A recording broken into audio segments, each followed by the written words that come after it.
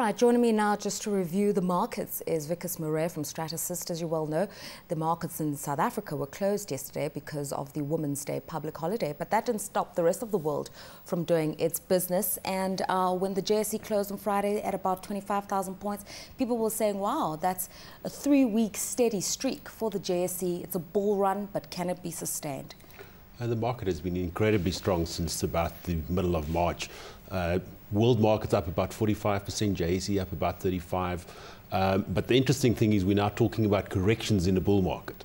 We're no longer talking about whether this is just a bear market rally. So clearly the markets have gone up that much. So one of the things that happens when you're recovering from a recession is the market will also always anticipate the recovery, and sometimes it anticipates a little bit too much and it pulls back a bit. So it really has run hard, and it probably needs a little bit of a pullback at this stage. But again, if we look forward, we say 6 months or a year from now, the markets may say, you know what, we anticipated a little bit too much, but by the way, it is here now, the upswing is with us. Everything we see now says we're probably going to have positive growth worldwide in the second half of 2009. So actually on the back of quite good news. All right, a lot of the movements is towards equities, but there's a question here about whether there's enough savings to support the debt ratios of people moving into these equities. What is happening is that there's a lot of people who want to borrow more but can't because the banks don't lend. So there's a question of bank lending and whether the banks are able to lend enough. However, what has also been happening is that a lot of money is still on the sidelines. A lot of cautious money has stayed on the sidelines, and those asset managers who stayed on the sidelines are now under huge pressure to make sure they don't miss the whole bull market. And let's talk about what's going on in Europe, because their credit figures have shown marginal improvements. Businesses are cautious about borrowing, but there's a high probability that they're going to do it. The question, though, is the servicing of that debt. One of the things that's happening, of course, in the business world is that businesses are using the market rally to actually issue equity. So businesses have become more cautious about the use of debt, and one of the fears in terms of actually a pullback in the markets is that too many companies may be coming to the market for equity, and that may pull the markets down. So that's one of the things that's happening. The other thing that's happening is it's interesting that the official policymakers are still more cautious about the upswing than the markets. So markets expected, for instance, in Britain, that the Bank of England would stop their quantitative easing, and instead they announced an extension of quantitative easing. Also in the US, we will be seeing some moves this week. We're likely to see the central bank still staying very cautious, saying, you know what, the recovery in the economy is still very tentative and we need to still support it. Okay, let's talk about the state of the US economy, because as you're suggesting, the Federal Reserve will be holding its Monetary Policy Committee meeting today and over the next 2 days.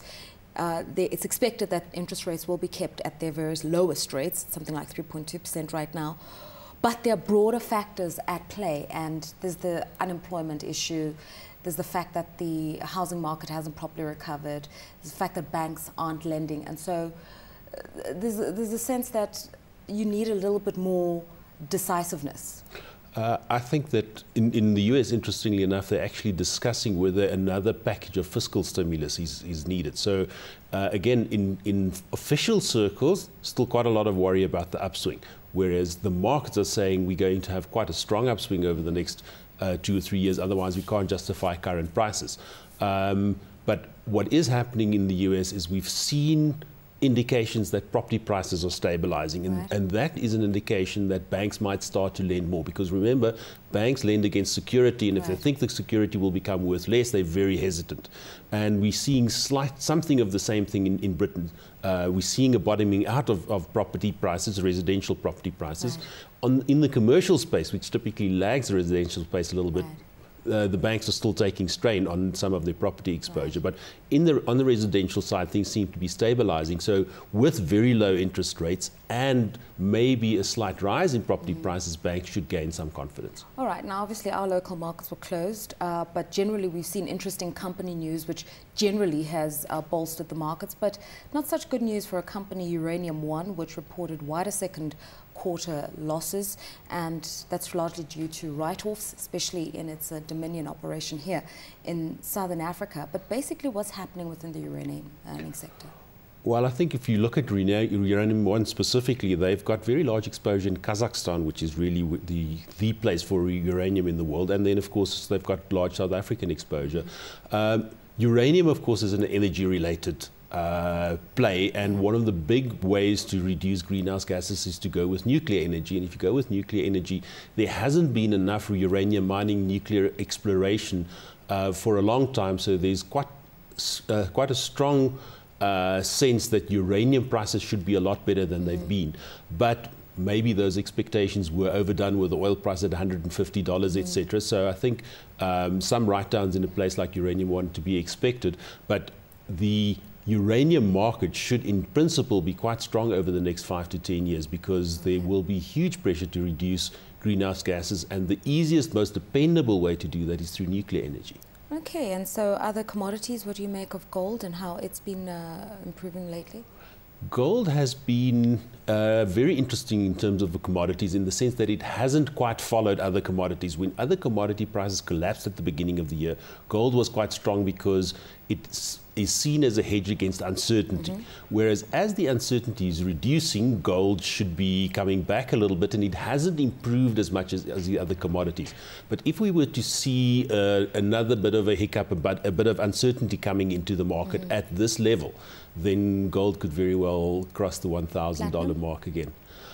Platinum has been doing reasonably well. It's way up on where it was at the beginning of the year, but I think we need to see the motor car market improving before we can see platinum running hard from here.